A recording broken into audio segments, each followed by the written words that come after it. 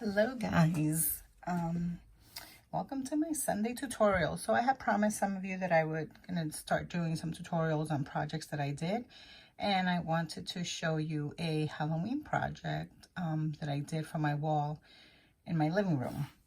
So we have a blank design space spot, and as you can see, there are no grid lines here, but I do like grid lines. So just so that you know how to do grid lines, you go to the top, those three little lines next to where it shows canvas. I don't know if you can see that. Just adjust my camera. So here you go through three little lines and you scroll down to where it says settings. There you'll have the opportunity to do either no grid, which is what I have right now, partial grid, which shows like 1 inch at a time, or the full grid, which is normal and standard, which is what I like. And here you can also change if you want the regular imperial numbers or metric. And if you want to save your project online and the cloud and your computer, or cloud only. I normally do both cloud and computer because then I can work offline and I can edit and redo my projects without having to worry if there's internet service. So that's the settings for that. Now to start, I go into the left into where it says images, and I'm just going to search through the files that are already on Design Space for a haunted house, which is really what I wanted. I'm not a fan that I see this bug first, but whatever. These little A's, in case you don't know, if you highlight it, it'll say these are access. So these are access files, meaning you have a subscription with Cricut. And anything with the little green A means it's part of your subscription, and you'll see at the bottom it'll say subscribed. So you've already paid like an annual membership or the monthly membership, and these are included in your categories that you can use. So on the search bar here, I'm just going to type haunted house, and already I know that some of these they don't look haunted. If I scroll down, these are houses, but they don't really look haunted. This right here is what I'm looking for. I love it. So when you click on it, it highlights it in green, which means you've selected it. And then at the bottom, you'll see it's in the little circle here, which means it's ready to be uploaded into your Design Space canvas. And if you move to the right, you can hit insert images. But I want to search for something else. I want to search for a witch that I wanted to fly over my house. So I'll erase in the search bar, take out haunted house, and put witch. Actually, let's just put Halloween, see what comes up. I might change my mind after I see some stuff. Again, all the A's. Wow, pretty creepy. Really creepy. I'm just going to scroll quickly to see if I can find a witch. If not, I'll just change the category to witch. So everything that now that you'll see is everything that's associated with Halloween. But I'm looking specifically for a witch. You know what? This is going to take too long. I'm going to go back up here to the top and search for witch. And then I'll just scroll down, see if I see anything. Those are witches, but they're not. Except, here we go. This is what I'm looking for.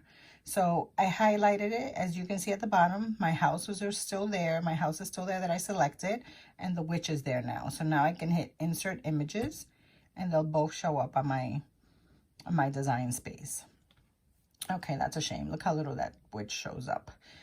So if you click on the house up here, you'll see it's 4.5 inches by 6. So 4.5 inches wide, or 4.6. And the height is 6 inches. So for my wall, I really want it to at least be 11.5 inches wide.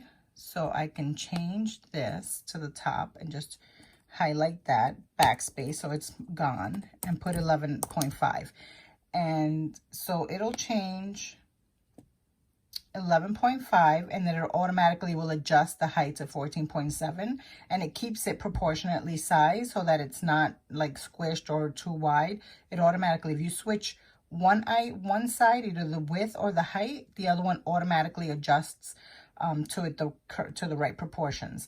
That's only if you have this little thing locked. If you have this unlocked, it means you can customize each side individually.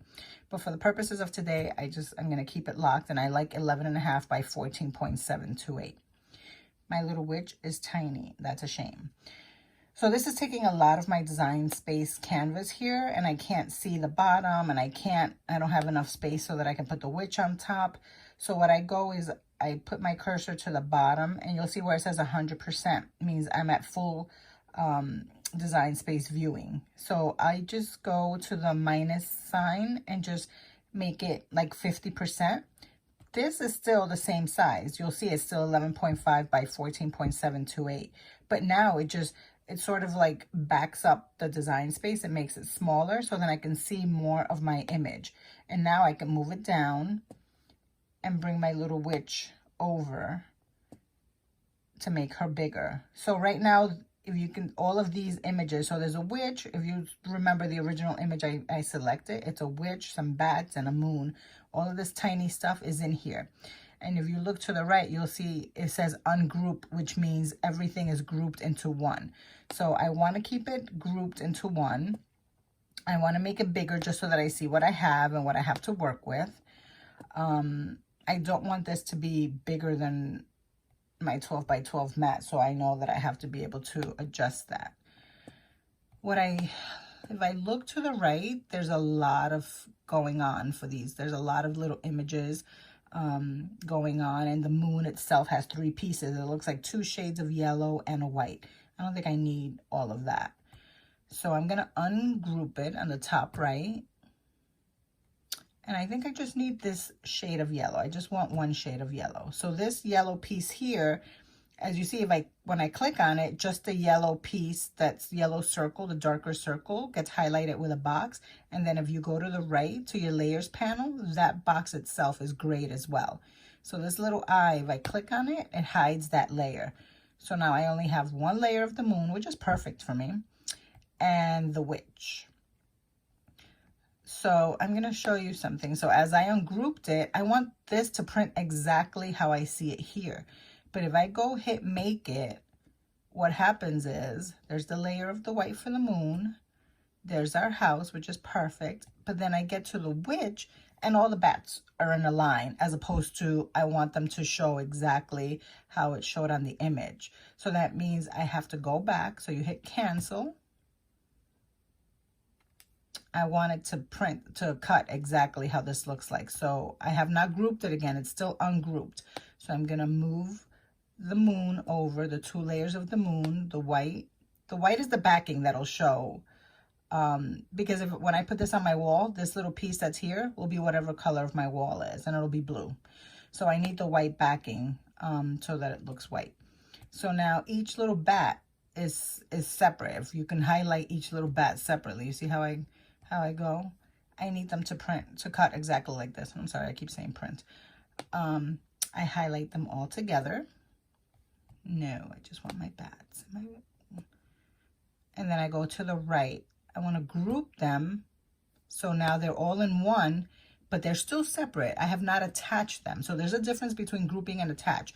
Grouping on your screen will group items together and will show, they'll move them around together, but they're not attached. So when you go print, although they look grouped here, they'll still print separately. It'll still print the bats in a row. So I have to go down to the bottom. So actually, you know what? Let me show you that. So it's grouped. You see they're moving together. But when I hit make it and go down to my witch, it'll still be separate. All the bats are still separate because I have not attached them. I've only grouped them together. So it keeps it on your screen together, but it doesn't print that way. But if you go down to the bottom and you hit attach, now they're together here. And when you go print, it'll print exactly as it shows on your screen. That's how I want it, because when I do the vinyl and I sort of weed out the backing, I want it to look like this. I want the placement to be exactly as it was on my screen. So this helps me do that. So now I have my house, and if you see, the house is much bigger. It still fits in my 12 by 12 by the width, but if you see the length, it's down to 15. So I need to use my 12 by 24 mat to cut this because it's much bigger than 12 by 12. You can adjust this. If you only have a 12 by 12 mat, then just adjust the size. You cannot print, it doesn't let you cut larger than 11.5. So make sure you adjust your the width of your house to 11.5, and then the height will adjust automatically. So here are all the layers separately. This is the back of the moon that I'm going to cut. This is my house. This is my witch. And then this is the yellow part of the moon. So I know that I need 4 mats. One for the white, one for the yellow, a long one for the house, and then another mat for the witch. So if you have more than 1 mat, you can prep them all first and have all the vinyl ready. If you don't, then you can just print one layer at a time. You print the white part, you take that off, and then you lay out your black vinyl so that you can print the witch for the 12 by 12. And then when that's done, you can take that out, and then you can put back yellow and print the moon. There's a way where if there's smaller pieces, like the moon together, 2 moons together, there is a way where I can print both in 1 mat, but I'll do that. Where I can cut them both in 1 mat, but I'll do that in a separate tutorial. For right now, I just wanted to show you my Halloween decor. So I'm going to go print, and